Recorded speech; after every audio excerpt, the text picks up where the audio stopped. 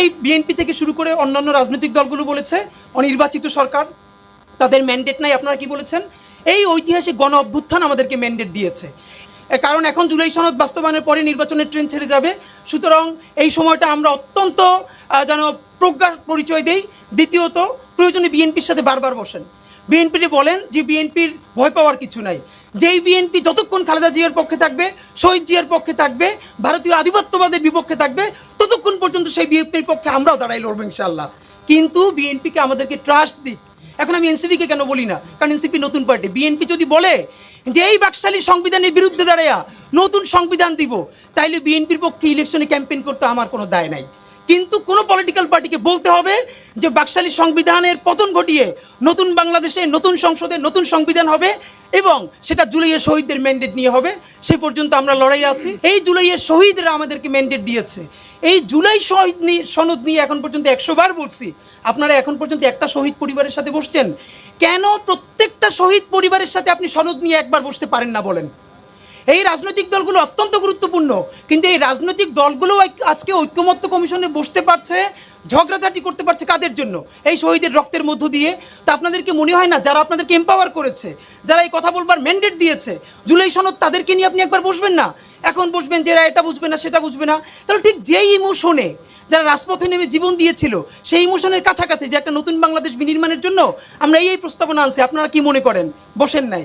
দ্বিতীয়ত, একদম যাদেরকে দেখলে হয়তো মনে হয় দুটো চোখ অন্ধ হয়ে গেছে, চিরতরে পঙ্গু হয়ে গেছে, তারা কি এই জুলাই সনদ সম্বন্ধে কিছু জানে? মানে তাদের কি এটাই রেসপন্সিবিলিটি ছিল, এটাই তাদের জব রেসপন্সিবিলিটি? তারা জীবন দিয়ে কবরে যাবে, বাপ মা ভিক্ষা করবে, আরেকজন চিরতরে অন্ধ হয়ে যাবে, পঙ্গু হয়ে যাবে, আর সবাই মিলে তারপরে যে যার মতো করে স্টেক নিয়ে বাড়ি ফিরবে? এটা এখন আমি যেটা বলবো, আমি জানি এইটা কোনো কালেই হয়তো পূরণ হবে না। এরপরও জান, জুলাই এবং সততার প্রশ্ন থেকে আমি যেন আমার বিশ্বাসের কাছে, আমাদের বিশ্বাসের কাছে বলতে পারি যে যখন কেউ বলে নাই তখন ওই দাবি আমরা জানিয়ে গিয়েছিলাম। সুতরাং আবারও বলছি, বাস্তবায়নের প্রক্রিয়া কোনোভাবে একমাত্র রাজনৈতিক দলের হাতে ছেড়ে দেওয়া যাবে না। এর প্রমাণ আমরা দেখেছি 90-এ যে রাজনৈতিক সমঝোতা হয়েছে, 91-তে এসে সেই সমঝোতার কি হয়েছে? একমাত্র সংসদীয় গণতন্ত্র ছাড়া আর কোনোটাই তারা ব্যাক করে নাই। অনেকে বলে রাজনৈতিক দলগুলোর উপরে বিশ্বাস করেন, অবশ্যই বিশ্বাস তো আমরা করতেও বাধ্য, না করে যাবো কই? আপনারা তো মাইরে হইলেও বিশ্বাস করাবেন। তো কিন্তু ব্যাপার হইলো, বলেছে কেন, এটা একটু আগে বলছে যে এটা আইন না, প্রতিশ্রুতি। ভাই, যেই পোলা ঘরে বাপের পয়সা চুরি কইরা প্রতিদিন কিরাকাণ্ড করো, ওর 100 কিরারও আর 100 প্রতিশ্রুতিরও কোনো দাম নাই।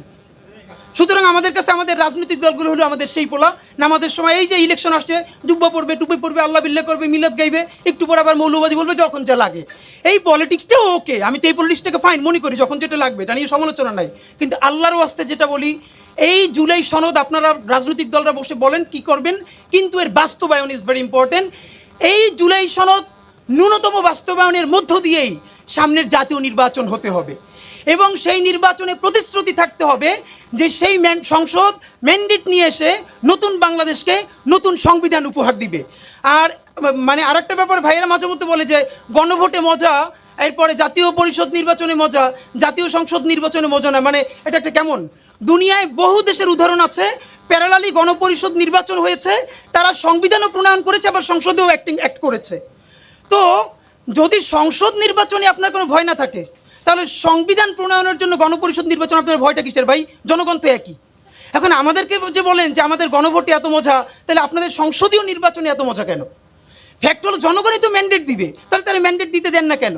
তো আর একটা ব্যাপার, এখন যেটা হচ্ছে কথাবার্তা যাই আমরা জুলাই সনদের পক্ষে বলি, ঘুরে ফিরে মিডিয়া এটা বিএনপির বিরুদ্ধে দাঁড় করায়। এটা আর একটা নতুন জিনিস দাঁড়াইছে, বিএনপির বিরুদ্ধে দাঁড় করানো। আমি বিনীতভাবে বলি, বিএনপিকে কনফিডেন্সে নিতেই হবে। বিএনপির কনফিডেন্সের বাইরে রাখে বাংলাদেশে বিপ্লব হবে না, কিচ্ছু হবে না, এটি হলো প্র্যাকটিক্যাল কথা। তা আমরা বিএনপির মাহাদি আমির বাইরে ধরবো কি দিয়ে? আমরা ধরবো শহীদ জিয়ারে দিয়া। বিএনপির আমরা শহীদ জিয়ার পলিটিক্সে ফিরাবো ইনশাআল্লাহ। এবং সেই শহীদ জিয়া যেটা করেছে, আজকে আমাদের যেই বন্ধুরা একটা কুতর্ক করার চেষ্টা করছেন যে আমরা নাকি সংবিধানের উপরে জুলাই সনদের, কিরে ভাই, এই সংবিধানই তো চাই না, তাহলে উপর আর নিচ থেকে কই? বলছি জনগণকে নিয়ে নতুন একটা সংবিধান নির্মাণ করবেন, সেই সংবিধান অনুযায়ী নতুন করে দেশ চলবে, ফ্যাসিবাদ কায়েম হবে না, তাহলে এটার উপর নিচ থেকে কই? সবাই মিলে করবে। বিএনপি যদি ক্ষমতা আসে বিএনপি করবে, সমস্যা কি? সুতরাং আমি বিনীত অনুরোধ করি, প্লিজ আপনারা এবার যে রাউন্ডে বসবেন জাতীয় ঐক্যমত্য কমিশন, আপনারা এই আলাপ শেষে আমার মনে হচ্ছে আগামী 15টা দিন বাংলাদেশের খুব ক্রাইসিস যাবে। প্রচুর তাত্ত্বিক আলাপ হলো, তো আমি যে একটু ভাবসাব নিয়ে কিছু তাত্ত্বিক বয়ান দিব, এটা সরোয়ার তুষার আর তুহিন খান শেষ করে দিয়ে গেছে। সুতরাং আমার আর স্কোপ নাই। আমি বরং আমার পাশে যিনি আছেন বদিউল আলম স্যারকে বিনয়ের সাথে বলতে চাই যে আমি আপনাকে অল্প কয়েকটা কথা বলি, সুযোগ হইলে আমাদের প্রধান উপদেষ্টার কাছে একটু পৌঁছেন।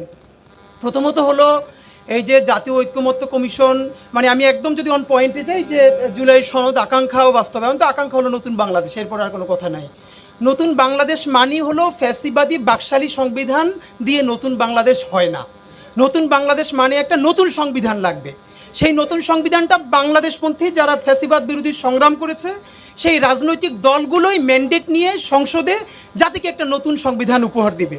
কিন্তু প্রক্রিয়া হলো প্রশ্ন যে এই যে ঐক্যমত্য কমিশন গত লম্বা সময় ধরে রাজনৈতিক দলগুলোর সাথে বসছেন, বিনয়ের সাথে বলতে চাই পলিটিক্যাল পার্টিসগুলো বাংলাদেশের স্বাধীনতা সার্বভৌমত্বের অত্যন্ত গুরুত্বপূর্ণ স্টেক হোল্ডার, কিন্তু একমাত্র স্টেক হোল্ডার নয়। আমি তো বরং প্রশ্ন করতে চাই যে বদিউল আলম মজুমদার স্যারের ডান পাশেই বসে আছে একজন শহীদের বোন, তো ধরে নেই 1400 অথবা 1000 আপনারা যেটাই বলেন, এই যে শহীদ, এই ইন্টারিমের মুশকিলটা হলো তুহিন খান বলছিল যে আপনি কি ঘোষণাপত্র, না আপনি সনদ, না আপনি কি 106, আপনি কি? উত্তর হলো আমি কিছু না, আমি ইন্টারিম।